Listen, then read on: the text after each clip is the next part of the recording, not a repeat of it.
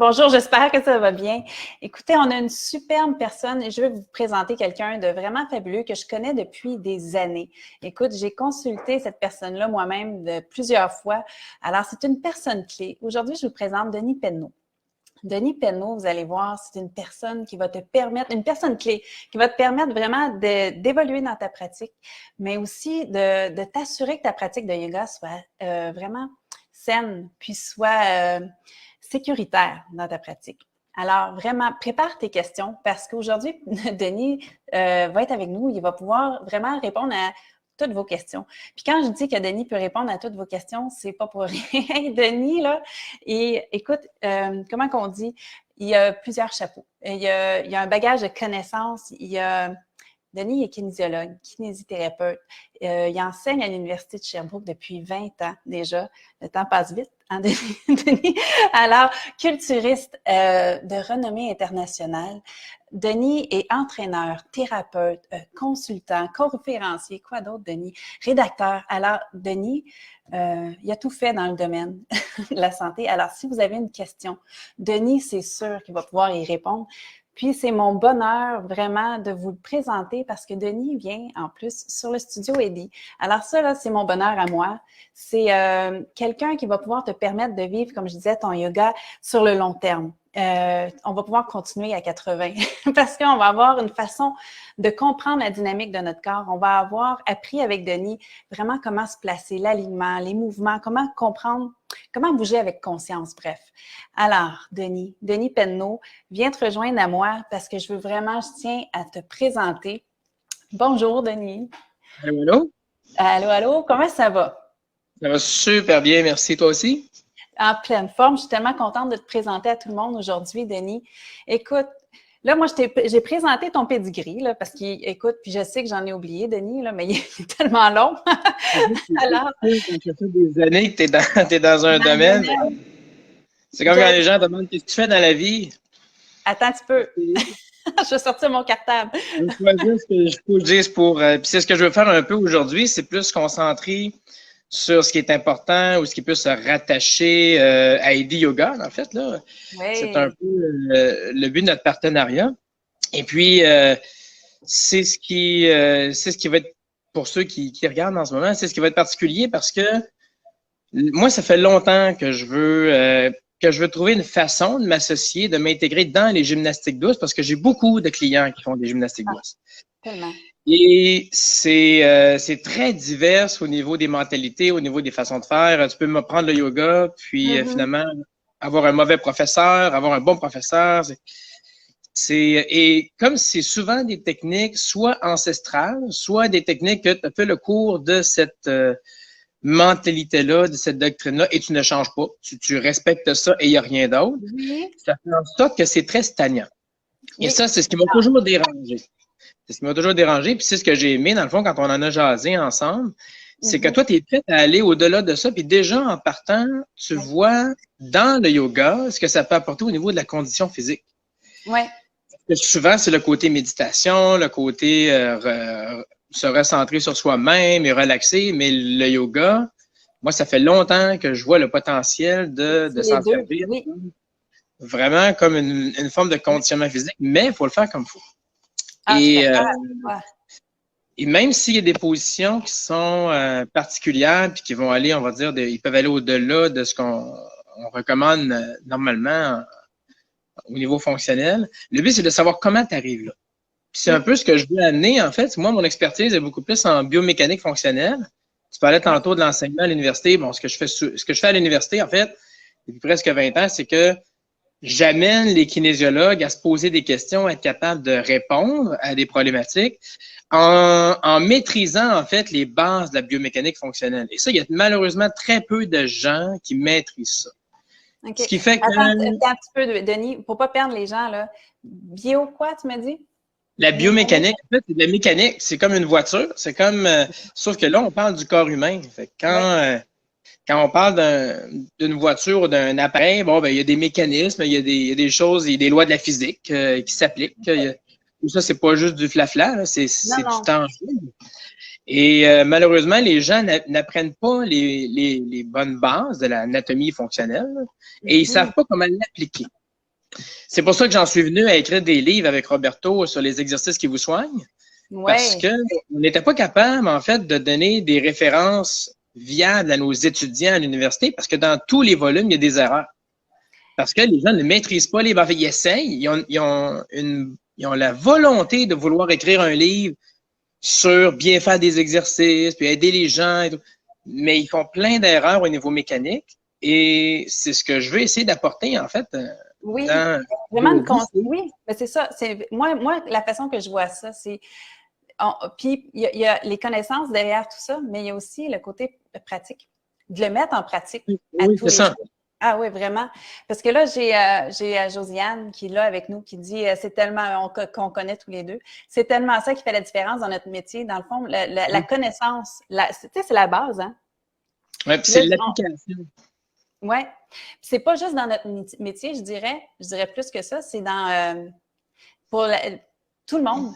Tout le monde va en bénéficier de cette connaissance-là. C'est pas juste quand on pratique ce métier-là qui est dans la santé, mais c'est vraiment monsieur, madame, tout le monde. Quand on est capable de connaître notre corps puis de bien bouger intelligemment, là, ça fait toute une différence. Sur le long terme, surtout.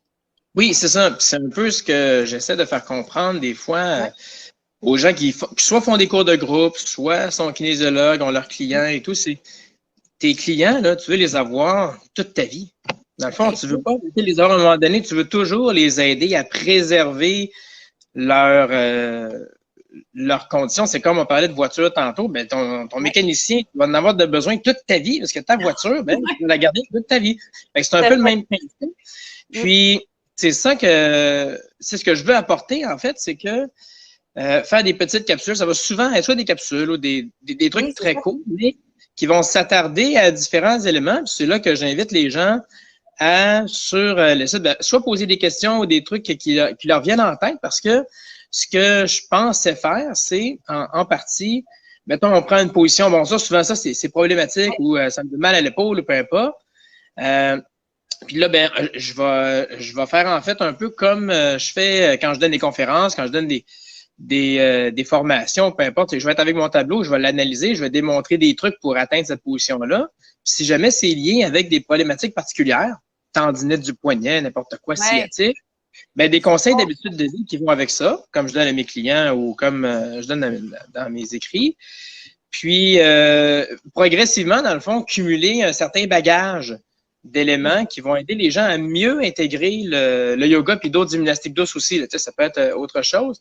Mais c'est de comprendre comment la mécanique fonctionne. C'est pourquoi ça fait mal au dos quand je fais ça, puis comment je peux faire pour que ça fasse mal au dos, ou comment je peux adapter l'exercice par rapport à ma morphologie ou mon bagage. C'est pour ça, mon côté geek, un peu, j'adore l'idée de te voir avec ton tableau puis nous expliquer comme il faut. Oui, c'est ça. J'adore. J'ai l'habitude de vulgariser justement pour aider les gens à comprendre. C'est quelque chose qui est une corde à mon arc, disons, c'est-à-dire j'ai plusieurs chapeaux qui est intéressant. Oui, mais celui-là est bien aiguisé, je pense. Ouais. Le fait d'avoir étudié en art avant, dans mon autre vie, ben, ça me permet d'illustrer en plus que je suis capable de expliquer verbalement.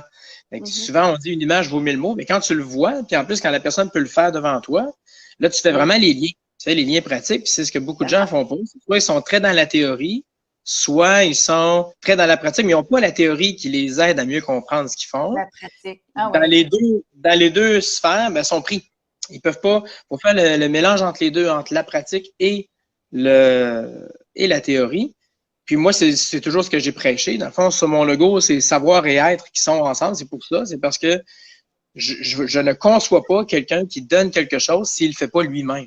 Tu ne peux pas dire à quelqu'un ou fais ça si toi, tu n'es même pas capable de le faire. La personne est tout à fait en doute de te dire ben, pourquoi toi, tu ne le fais pas?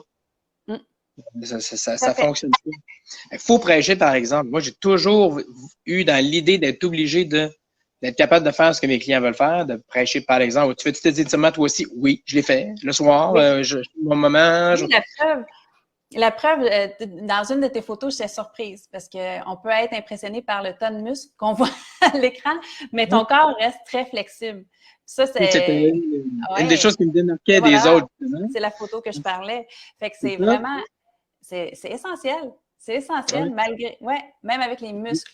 J'ai les arts et la gymnastique dans mes routines. J'étais reconnu pour ça. À un moment donné, je faisais des présentations spéciales à des concours. Le monde m'invitait juste pour que j'aille présenter. Ben oui. Parce que moi, je prenais des mouvements de ballet, je prenais des mouvements de gymnastique, je mettais ça ensemble, je prenais le truc de culturiste, puis je construisais quelque chose qui était esthétiquement beau et intéressant en même temps. Tellement. Ce qui était bien différent de toutes les autres qui arrivent et qui font des grosses pauses, puis avec de la musique heavy metal. Moi, j'arrivais, j'avais du classique, là, je me mettais à poser, puis à me mettre au sol. Puis, ben oui, c'est même complet. dans la culture physique, j'amenais ça. J'ai Denis. fait un sport, dans le fond, qui normalement, les gens ont dans l'idée que c'est justement, t'es pris, t'es pas flexible si tu t'entraînes. Mais moi, j'ai toujours eu dans l'esprit depuis les tout débuts, ça va faire 30 ans que je m'entraîne, là, que moi, à 60 ans, je vais encore être capable de bouger toutes mes articulations, de faire ce que je veux, si je veux aller dehors jouer, si je veux faire n'importe quoi. Je vais être capable de le faire sans douleur. J'ai toujours eu dans la tête de m'économiser en même temps que je peux atteindre des objectifs et de prouver aux gens que c'est possible. Oui, ça prend autant de la force que de la flexibilité. En passant, là, les deux. C'est une combinaison des... J'avais déjà écrit un article, d'ailleurs, sur Affaires de gars là-dessus, que tu peux être fort et flexible à la fois, ça n'a aucun rapport. Ouais. Ça, c'est le genre de sujet aussi, des fois, qui peut être intéressant. Si des fois, les gens ont des questions sur « Hey, j'ai entendu dire que » ou « C'est-tu vrai que des fois, j'aime ça m'attaquer aux mythes. Tu sais, mettons, on va décortiquer, on va voir un peu d'où ça vient ça. Est-ce que ça a du sens, oui ou non? Parce que dans notre domaine, dans l'activité physique, il y a malheureusement beaucoup de mythes. Et très, très, très peu de gens qui savent de quoi ils parlent. Donc, ça fait en sorte que les mythes continuent. J'en ai un mythe, maintenant que j'y pense, c'est que le genou ne peut pas dépasser les orteils. Peux-tu m'en parler? Dans l'accomplissement, ça? Oui, mais souvent, je l'entends, celle-là. Il ne faut pas que le genou dépasse le bout des orteils. Puis moi, ou que la cuisse soit parallèle au sol. Des fois, on entend ça. Il faut que ta cuisse soit parallèle au sol. Oui, on ne peut pas aller trop bas. Puis moi, j'ai tout le temps pensé à quand on descend les escaliers, normalement, nos genoux dépassent les orteils de toute façon. Il doit y avoir des... Qu'est-ce que tu en penses? Parce que je sais que... Moi, je suis la première à le dire, hein, de déposer le genou au-dessus de la cheville dans nos postures, dans nos guerriers, mais en même temps, y a-tu vraiment sujet à douleur si jamais le genou dépasse les orteils? En fait, c'est que les gens n'ont pas les connaissances pour être capable de dire, bon, OK, à telle articulation, dans tel mouvement, ton centre de gravité devrait être là, ton axe de poussée devrait être là, l'amplitude de mouvement à la cheville arrête à temps. Donc, les gens, ils vont par repère. Fait que si on remonte dans le temps, quand les gens ont commencé à faire des exercices, bon, ils essaient de trouver des repères. Mettons, on ne veut pas que le dos compense trop. Fait qu'ils remarquent que souvent, c'est quand la cuisse arrive parallèle au sol. On dirait que, tu sais, quand les genoux ne dépassent pas les orteils, parce qu'effectivement, le genou n'a pas besoin d'avancer tant que ça dans un accroupissement s'il est bien fait, là. Mais c'est pas une règle immuable. C'est pas parce que le genou dépasse que nécessairement tu auras une douleur. Mais s'il dépasse, ben, il y a des bonnes chances, mettons, dans un accroupissement, là, que tu n'es pas mis assez de poids à l'arrière. Donc, tu n'es plus au-dessus de ta base de support, tu es vers l'avant. Donc, tu pousses plus dans tes orteils que ton talon. Et là, oui, la rotule va être plaquée, puis tu risques de le sentir, d'avoir des douleurs plus tard. Quelqu'un qui n'a pas de symptômes, il ne le sentira pas là. Il va le sentir dans 20 ans. Quand il va faire de l'arthrose fémoro-patellaire. Puis quelqu'un qui a déjà une douleur au genou, il va te le dire tout de suite. Lui, il va dire non, quand je fais mon capable. Pour une fille qui a été opérée au genou, mon genou droit le sent tout de suite. Ouais. C'est ça. Puis les gens disent souvent, mais moi, je suis plus capable de faire mettons tel exercice. Puis finalement, je vais avec la personne, puis elle se rend compte que c'est plus une question de positionnement. C'est juste qu'on lui a jamais montré comment bien se positionner au-dessus de sa base de support. Puis de minimiser, dans le fond, l'amplitude. Ce que tu veux, dans le fond, dans un accroupissement, c'est est-ce que tu veux que le dos embarque dans le mouvement ou non? Tu veux un squat complet? Tu sais, aller talons-fesses? Ou faire juste un accroupissement de base dans lequel le dos ne bouge pas? Mais il n'y a pas d'équerre dans le genou. Il n'y a pas de... Ça va dépendre de la flexibilité de tes extenseurs. Ça va dépendre de ta morphologie aussi. Si tu as un peu de ventre, puis qu'il y a un contact des masses antérieures plus tôt chez toi, entre la cuisse et le ventre, ben attends-toi à aller moins bas. Tu ne peux pas aller aussi bas qu'une autre personne, ou à la limite, il va falloir ouvrir les jambes un peu pour que le bassin passe entre les cuisses. Gagner d'amplitude, capable d'aller plus bas. Fait, en réalité, c'est d'adapter à la situation, mais ce qu'on veut éviter, c'est la compensation qui amène la douleur. Oui, ça, je comprends, Denis. Je le fais, puis là, j'ai une douleur. Alors oui, ça veut dire que tu n'es pas supposé, non, tu ne le fais pas de la bonne façon. Mais si tu mesures 6 pieds 6, tu as les fémurs ça de long, ben, il y a des bonnes chances que ton fémur dépasse ton orteil, même si tu fais un squat normal. Tu sais, à un moment donné, il y a des... Oui, c'est vrai, la morphologie. Je pense à mes ados, Il faut que tu t'adaptes à la situation. Mais quand les gens, des fois, m'arrivent avec des trucs comme ça, je vais dire, ben, ça dépend. Nomme-moi les caractéristiques dont on parle. Nomme-moi la personne, nomme-moi le mouvement, puis là, on va la regarder, on va l'adapter. Mais l'objectif, c'est que l'exercice qu'on fait en ce moment respecte la façon dont il doit être fait pour pas qu'il y ait de compensation. Parce qu'en réalité, quand il y a une douleur, c'est qu'il y a quelque chose au niveau de la mécanique qui fonctionne pas. Il y a une contrainte de friction, de compression, ça peut être une distanciation, ça peut être. Mais il faut voir ce qui se passe. Fait que dans des exercices particuliers comme ça, le but, c'est qu'on respecte l'amplitude de la personne et de s'assurer qu'elle le fasse comme il faut mécaniquement. Ce que je comprends, Denis, c'est que c'est personnel à chacun. Il faut être à l'écoute de nos petits bobos du quotidien. Puis c'est ce que Josiane a dit justement. Dans un cours de groupe, quand on enseigne, c'est certain. C'est certain qu'il faut y aller avec une base solide pour tout le monde. Par contre, quand on est en particulier, c'est vrai qu'on peut se permettre d'aller un petit peu plus en profondeur ou s'assurer justement que la personne est en sécurité. Puis là, on peut peut-être aller un petit peu plus loin. Dans le fond. C'est ça. L'objectif, c'est que la base, elle ne change pas vraiment. La mécanique reste la même, mais les paramètres des structures vont changer d'une personne à l'autre. Oui, c'est ça. C'est ça qui va arriver. Idéalement, quand tu es en présence avec les gens, quand tu donnes le cours, c'est de se promener pour aller les corriger puis aller les voir. Hey, toi, fais attention. Les gens, des fois, ils ne se sentent pas bien. Il faut que tu les places. À distance, c'est plus difficile. À distance, il faut s'assurer de donner soit des exemples de variantes, soit le dire, comme des fois dans tes vidéos, tu vas dire, tu peux pas faire ça, fais ça comme ça. C'est de le prévoir, en fait. Puis à la limite, la personne peut aller jusque-là, tant mieux, mais tu n'es pas obligé d'aller jusque, mettons, à temps d'amplitude. J'avais une autre question pour toi, Denis. Quelqu'un qui m'a posé une question sur les douleurs au coude. Et ça est revenu depuis que j'ai débuté mon enseignement dans le yoga. Moi, j'ai un chaturanga. Écoute, la posture, tu dois la connaître, le chaturanga, Denis? Celui où on descend tranquillement, puis on descend proche du sol. C'est comme une push-up renversée avec les coudes bien serrés le long du corps. Quand on débute, quand on augmente aussi soit la fréquence de notre pratique aussi, il y en a beaucoup qui ressentent des douleurs au coude. Alors, moi, je vais te demander… À l'intérieur ou à l'extérieur du coude? À l'extérieur, souvent.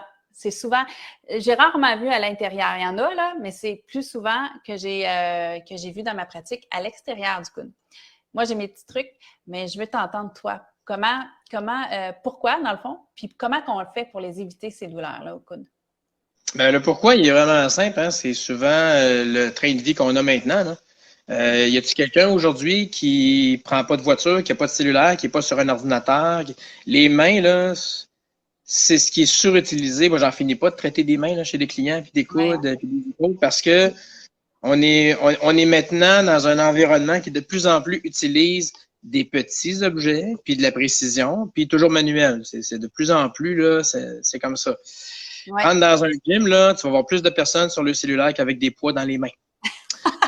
C'est une problématique qu'on va avoir de plus en plus. Puis, c'est une des premières choses que je dis aux gens, c'est arrêtez d'entraîner vos avant-bras, laissez-les tranquilles. J'ai même déjà écrit un article là-dessus qui s'appelait « Laissez vos mains tranquilles ». Puis, il faut même les étirer. Moi, presque tous mes clients, je suggère d'étirer les avant-bras à tous les jours. Un truc, moi, que je donnais à beaucoup de monde, c'est chaque fois que je as une lumière rouge, là, ben, tant qu'à attendre et rien faire, ben, je colle mes mains, puis j'étire mes avant-bras, j'ouvre mes doigts, pour être sûr d'aller chercher de la mobilité. Parce que c'est l'accumulation progressive de tension comme ça qui fait en sorte que tu t'en rends pas compte. Tu es toujours en train de travailler avec tes doigts. Ouais.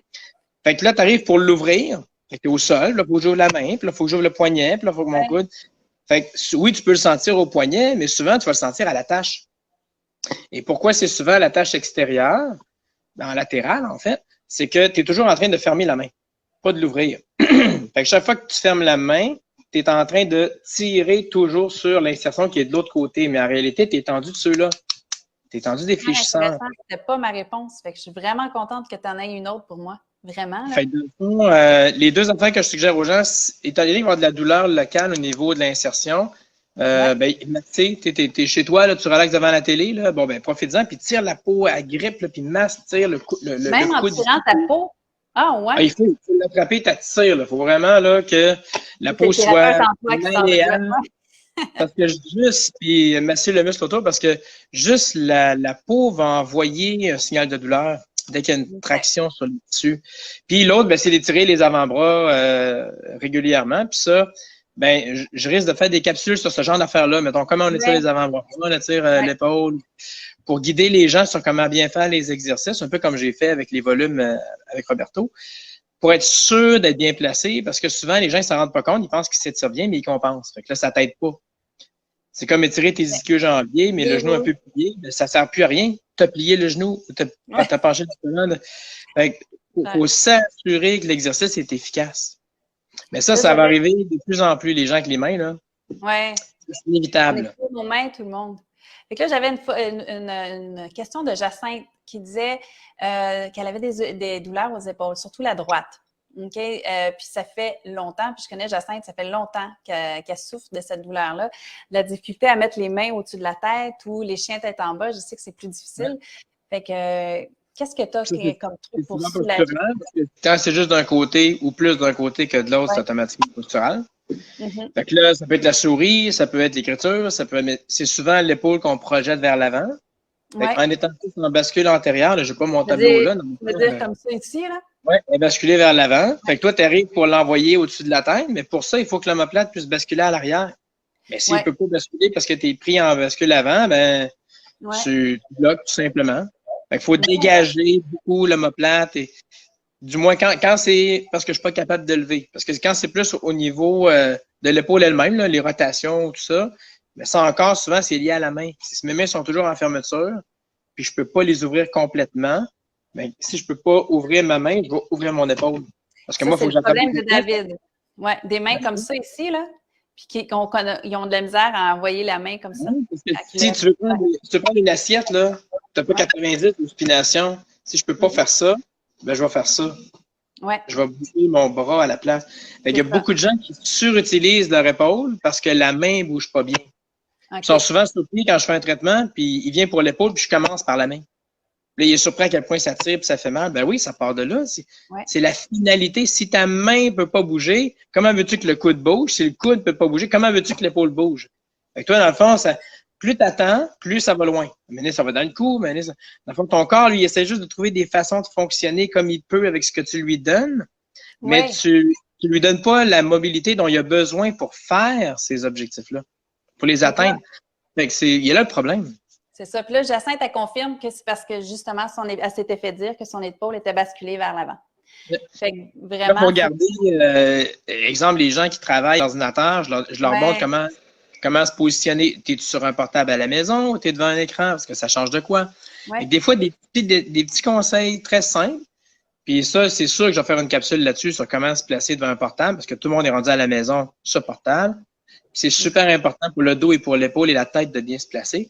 Puis du moment que tu comprends comment il faut que tu te places, c'est super facile, tu règles la majorité de tes problèmes super bien. C'est pas compliqué, c'est vraiment simple. Mais ça va vers ça. Dans le fond, c'est toujours vers, faut adapter dans le quotidien. Tout ça, ça s'accumule dans le quotidien. Si tu n'es pas tombé, si tu n'as pas eu d'accident, c'est quelque chose qui s'accumule avec le temps. Donc là, il faut essayer de voir c'est quoi les éléments qui ont tendance à amener ça. Parce que moi, je dois travailler sur ces éléments-là. C'est beau faire des exercices. Qu'est-ce qui amène ça dans mon quotidien? Si tu as un chien qui tient toujours, tu as un chien de 150 livres qui tient toujours avec une laisse d'un côté qui est rigide, attends-toi à avoir une épaule qui bascule vers l'avant, même si tu fais des étirements. Là, il est sensible à la taille, il change de côté. Il y a d'autres stratégies. Il faut aller jusque-là. Denis, j'ai une autre question pour toi. Alors, comment diminuer le pourcentage, je sais c'est quoi, comment diminuer le pourcentage adipeux? Puis là, ça, je sais que je connais la personne, puis c'est ciblé. On veut diminuer à certains endroits précis du corps. Alors, le ventre, les cuisses. Fait que ça, regarde, je me le fais poser souvent. Je sais qu'avec les exercices, ça aide, mais c'est beaucoup les habitudes de vie. C'est ça, c'est beaucoup les habitudes de vie.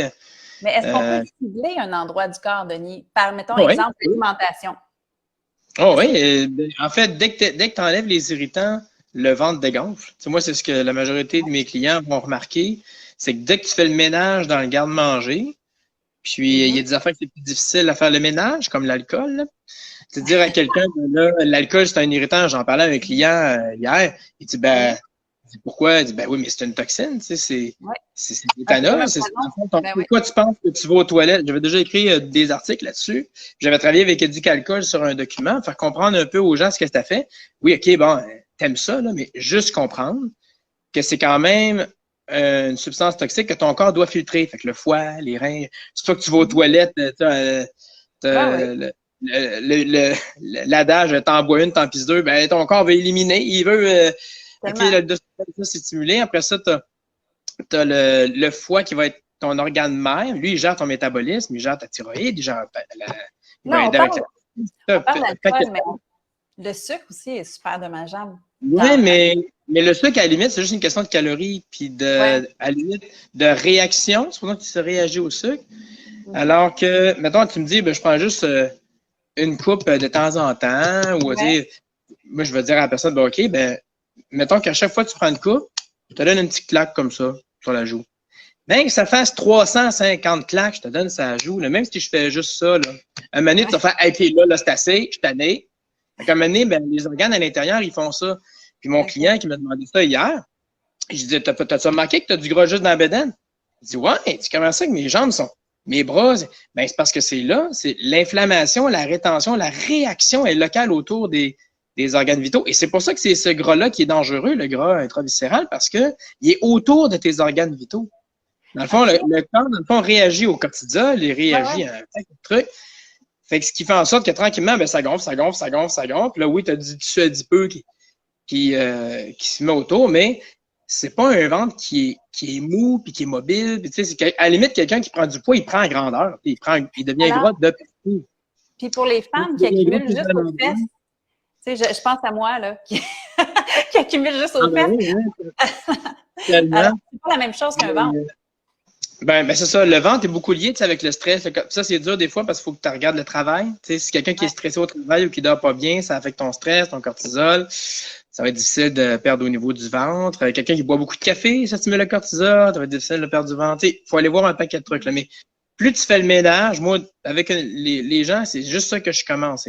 Faire le ménage tranquillement dans l'environnement pour éliminer le plus possible d'irritants. Fait que si tu te rends compte que tu réagis justement, tu disais tantôt le sucre, bien, on va voir si on enlève le gluten, qui est pro-inflammatoire, ça aide. Si on enlève les produits laitiers qui est pro-inflammatoire, ça aide-tu? Il faut regarder tous ces éléments-là. Puis normalement, plus tu manges ce qui sort de la terre, tout ce qui est naturel, plus le corps a de la facilité à le reconnaître et à le procéder. Juste faire ça, moi je fais jamais calculer mes calories à mes clients. Hein. Juste faire ça, le corps, même si tu en manges plus, il sait comment le procéder, fait que ça passe, ça va bien aussi. Fait que ça aide beaucoup. Puis, au niveau des jambes, surtout chez les femmes, ben là, il y a l'estrogène et la rétention qui embarque. Fait que d'un, les femmes, je leur suggère beaucoup d'étirer leurs jambes pour être sûr que ça circule bien. Parce que des fois, ils ont juste les jambes. Tu sais, le fameux syndrome des jambes sans repos, là, que la médecine ne sait pas quoi faire avec, là. C'est tellement niaiseux. C'est juste c'est du tonus résiduel accumulé dans les jambes qui fait en sorte, puis vous autres, ben, une fois par mois, en tout cas, quand tu as tes menstruations, ben, le ventre est en inflammation, ça bloque en bas. Et c'est pas pour rien que ça vous affecte plus que nous autres, là, c'est qu'il y a un lien avec la circulation. Puis, mais là, il va falloir que je te parle, Denis, là-dessus. ça, dans le fond, déjà, ça aide beaucoup bouger puis étirer les jambes pour que ça circule. Puis, c'est sûr que minimiser tout ce qui va être pro-estrogénique, tu sais, quelqu'un qui mange beaucoup de soya, quelqu'un qui prend la pilule, quelqu'un qui boit beaucoup dans des bouteilles de plastique là, qui sont pas sans BPA, des trucs comme ça. N'importe quoi qui va affecter la gestion de ton estrogène, ça va te nuire parce que l'estrogène encourage la rétention d'eau. Puis les récepteurs vont plus être au niveau des jambes, en fait, des cuisses, des fessiers, des sur-côtés. Fait encore une fois, en enlevant le plus possible d'irritants, sans même, encore une fois, calculer les calories ou quoi que ce soit, ça va aider beaucoup. Puis là, j'avais une question. Est-ce que le grain intraviscéral peut être héréditaire? Parce que malgré une personne qui ne boit pas d'alcool, ne mange pas de sucre, à quoi peut être due l'accumulation de gras? Puis là, je sais que cette personne-là parle de viscéral, je ne sais pas, parce que global, oui, tu peux très bien être en super forme et pas être découpé. Hein. Je veux dire, à un moment donné, il y a de la morphologie qui embarque là-dedans. Mais viscérant, tu n'es pas supposé accumuler là, tu sais, si tu manges bien, là, si tu n'es pas supposé être gros juste d'une place, puis exemple, je sais pas, moi, développer, à moins d'avoir vraiment une prédisposition génétique qui a toujours été là, mais tu peux pas, mettons, j'arrive à 35 ans, puis tout d'un coup, tu sais, je me mets, non, la condition génétique, elle aurait été là toute ta vie. Tu sais, tu m'aurais dit, Ouais, toute OK. ma vie, même si j'ai fait attention, même si j'ai.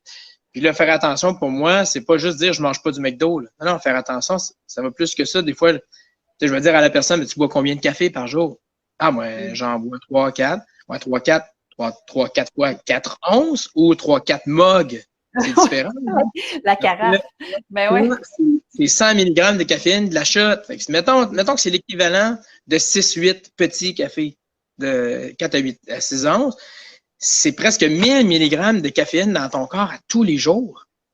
Ben oui, mais ça ne prend pas si le ventre gonfle. Tu sais, si Puis là, en plus, mettons que tu es une gestionnaire, tu as de la pression ou tu es une travailleuse autonome. Ben là, le stress est encore là en plus. Fait que tu ne peux pas espérer que ton corps fonctionne. Dans ta tête à toi, ça, c'est pas malsain, mais ça amène des conséquences qui, avec le temps, encore une fois, avec l'accumulation, comment ça se fait que je fais. Ouais, on a perdu Denis. Oh non, hey, c'était tellement intéressant. En plus, j'étais sur le mode écoute. Hey, Denis, t'es revenu. Oui. Alors. Chaque personne a son environnement. Là, fait que c'est d'essayer de voir qu'est-ce que je peux faire là-dedans pour m'aider puis vivre quand même. Là. Tu sais, moi, je veux pas que les gens arrêtent de vivre. Non, c'est ça. Mais c'est dans l'inconscient. C'est ça. Parce qu'il faut aimer notre quotidien aussi. Il ne faut pas vivre comme des serfs et des. Il faut profiter de notre vie quand même. Mais il faut savoir à quoi s'en tenir, par exemple. Il ne faut pas se poser des questions. Oui, c'est ça. Si à la fin de l'été, si on a exagéré sur les mojitos, il ne faut pas se poser de questions. Il faut l'assumer. Moi, ça me dérange pas, la personne aller manger à la crèmerie là, une fois par semaine. Mais le reste de la semaine, ben, si tu fais plus attention, ça n'aura même pas d'impact, ça. Une fois. Mais bien au moral, des fois. C'est ça. Le but, c'est aussi pour la tête. Là. À un moment donné, il faut que la personne soit heureuse de ce qu'elle fait. Mais les résultats vont toujours être dépendants. Ça, c'est ça que je vais souvent insister avec la personne. Je veux juste que la personne accepte que les résultats sont toujours dépendants des sacrifices ou des efforts que tu vas mettre. Fait que tu veux mettre tant de pourcents, ben c'est tant de pourcents qu'on va avoir des résultats. Et puis, en mettre tant, c'est tant qu'on va avoir. Dans le fond, la vitesse de l'obtention de tes résultats aussi, ils vont avec les efforts. Oui, c'est ça. Moi, j'ai une question, OK? Parce que celle-là, c'est moi qui te la pose. Moi, j'ai souvent mis l'emphase sur l'importance des abdominaux, surtout quand on s'en va en flexion arrière. Ça, je vais t'entendre parler là-dessus parce que… Comment? On va faire le cobra, mettons. Là. Exemple, le cobra ou le chameau. Tu sais, à chaque fois qu'on s'en va vers l'arrière puis qu'on a une belle extension à l'avant du corps puis une flexion à l'arrière, là, moi, je dis tout le temps à quel point c'est important de tirer le nombril à la colonne pour parler aux gens. Puis, dans le fond, c'est le grand transverse, de le tirer. Puis, je veux t'entendre là-dessus. Pourquoi c'est si important? Ou si tu le penses, comme moi. C'est un bon truc, c'est pour voir le tableau, parce que je le montrais, mais ça dépend de la position. Parce que, mettons, on parle du cobra. Il faut comprendre que le cobra, ce n'est pas un exercice d'étirement des abdos. Puis ça, c'est une des choses que j'essaie d'expliquer des fois aux gens. C'est un exercice dans lequel les abdos doivent être tendus en isométrie pour te tenir dans les airs, justement, parce que tu es en courbure concave. Là. Puis tu es dans les airs, c'est les cuisses qui sont au sol. Ton bassin, ta colonne, ton thorax, dans le fond, vont être dans les airs courbés. Puis toi, tu vas te tenir avec tes mains. Oui. Ça veut dire que si tu te laissais aller complètement, tu as mal dans le dos. Ça casse dans ton dos, là, parce que là, les abdos ne retiennent pas en avant. Fait que ça, c'est comme un exercice, on va dire, de renforcement isométrique en étirement. C'est comme les abdos sont amenés en étirement, mais ils doivent tenir cette position-là stable pour te garder comme ça en angle. C'est pour ça qu'on te vire à l'envers. Tu es rendu, je sais pas, moi, tu fais une espèce de pont. Tu es sur les mains, tu es sur les pieds. Là, on n'a plus ce problème-là parce qu'on a 4 appuis. Et on les a de part et d'autre. On n'est plus dans le vide, dans le fond, en suspension. Et ça, ce que ça fait, c'est que là, on n'est plus dans un exercice de renforcement isométrique, là, on est dans de l'étirement. Fait que là, plus tu vas être capable, en fait, d'ouvrir la cage thoracique puis de laisser les abdos s'étirer, plus ça va être facile pour toi de monter sans que ça te tire dans le dos parce que ça te retrouve dans tes psoas, par exemple. Super. Alors, de le faire à l'envers, là, mettons les deux mains et les pieds, c'est une question de mobilité. Fait que plus tu es capable de, on va dire, tricher ou d'adapter dans la colonne de thorax, plus c'est facile pour toi. plus tu es raide de la colonne, plus tu vas essayer d'aller avec le bassin. Mais le bassin, il est limité. Tu n'as même pas 30 degrés d'extension à la hanche. Là. Fait que là, tu fais quoi? Ça me tire dans le dos. J'ai mal au dos. Ouais, parce que tu essaies trop de le faire avec le bassin. Celui-là, tu n'as pas beaucoup de jeu dans la hanche. Il faut que tu ailles le chercher ailleurs. Fait que là, ça veut dire que c'est le genre de choses que je veux faire, dans le fond, un genre de capsule pour, mettons, une position qui est comme ça, qui est très, qui est grande. Là. Comment tu arrives à bien le faire? C'est quoi les exercices isolés, mettons, le thorax, que tu fais à part, avant, pour être capable ensuite de faire cette position-là? Déconstruire ton mouvement pour pouvoir le reconstruire par la suite.